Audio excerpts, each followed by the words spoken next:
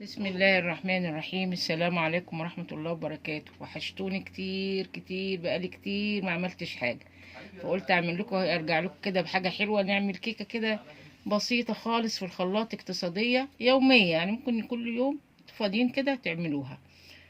والفيديو قصير مش طويل، يا ريت نشوفه ونفعل الجرس عشان انتوا وحشتوني كتير. هنقول بسم الله الرحمن الرحيم كالعادة.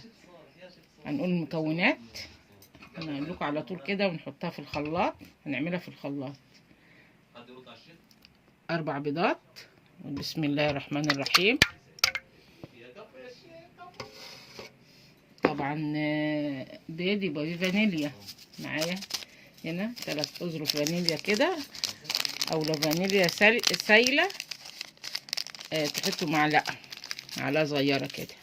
بسم الله الرحمن الرحيم. نحط الفانيليا.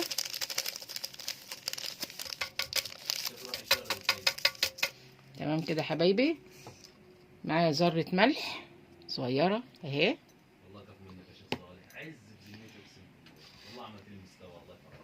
معايا كوباية سكر.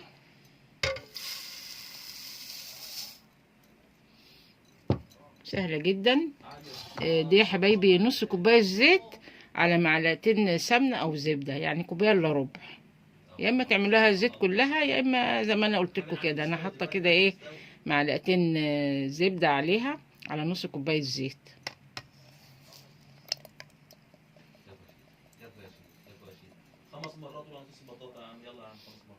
تمام كده حبايبي. معايا دي كوباية لبن دافية، تدفوها شوية يعني. بسم الله الرحمن الرحيم.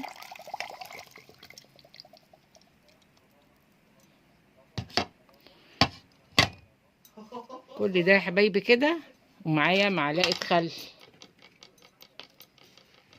معلقة خل كده اهي. تمام.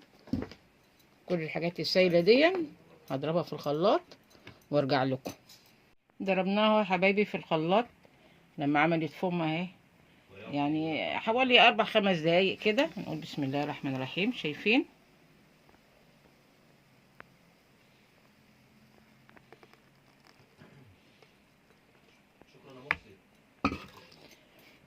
هنيجي بقى للمواد الجافة. دول كوبايتين دقيق، ده باكو كيك شيف بيكنج باودر او اي نوع يعني انتوا عايزينه. ده هفضيه نحطه كده، نخلطه على الدقيق.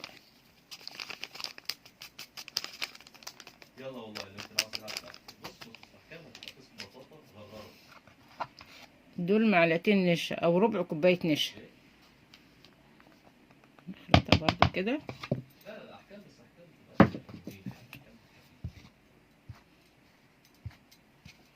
سهله جدا، ما فيهاش اي حاجه. يا ريت يا حبايبي كده تشوفوا الفيديو للاخر، يعني كده بقالي كتير انا عملتش حاجه. كل سنه وانتم طيبين، واللهم بلغنا رمضان، اللهم امين يا رب. بارك لنا في رجب وفي شعبان. هنحط بقى ايه دقيق ده على دفعات. بسم الله الرحمن الرحيم. نحط على 3 مرات كده ولا حاجة، ونقلب في اتجاه واحد.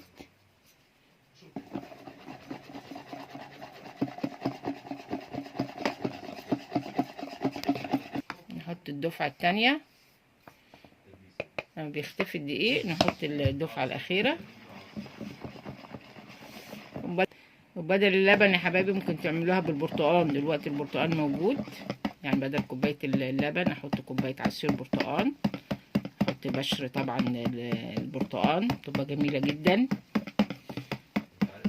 دي حلوة كده مع كوباية شاي. الجو ساقع دلوقتي. الدفعة الأخيرة اهي.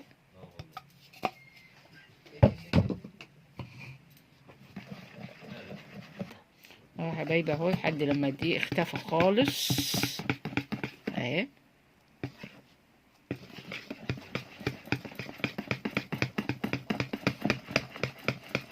اتجاه واحد. تعملوا كيكه يا حبايبي كده يبقى السكر يعني ابيض والزيت نضيف. انا مستعمله زيت عباد الشمس نضيف او زيت ذره. معايا قارب اهو، اي صينيه عندكم. بندهنها سمنه او زيت ونعفرها بالدقيق ونحط الخليط. بسم الله الرحمن الرحيم. بسم الله الرحمن الرحيم.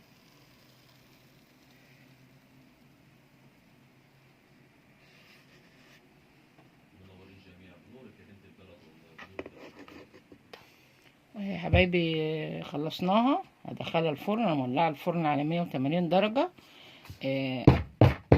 حاول كده ايه اهداها كده عشان لو فيها اي هواء او اي فراغ، وادخلها الفرن. خرجنا الكيكه يا حبايبي كده من الفرن. اخدت 35 دقيقه. حطيناها على 180 درجه. نختبرها بالخله. نحط الخله كده اهي، تطلع فاضيه خلاص كده. هنشوفها بقى، نقول بسم الله الرحمن الرحيم. هي لسه دافيه.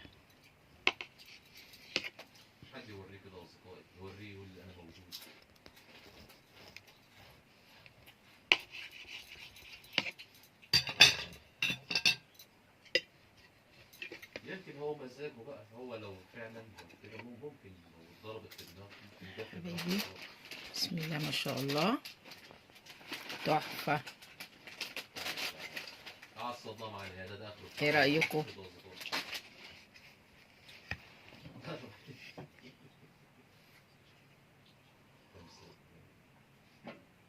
طب انت اللي في الكاميرا ميسر، انت ليه؟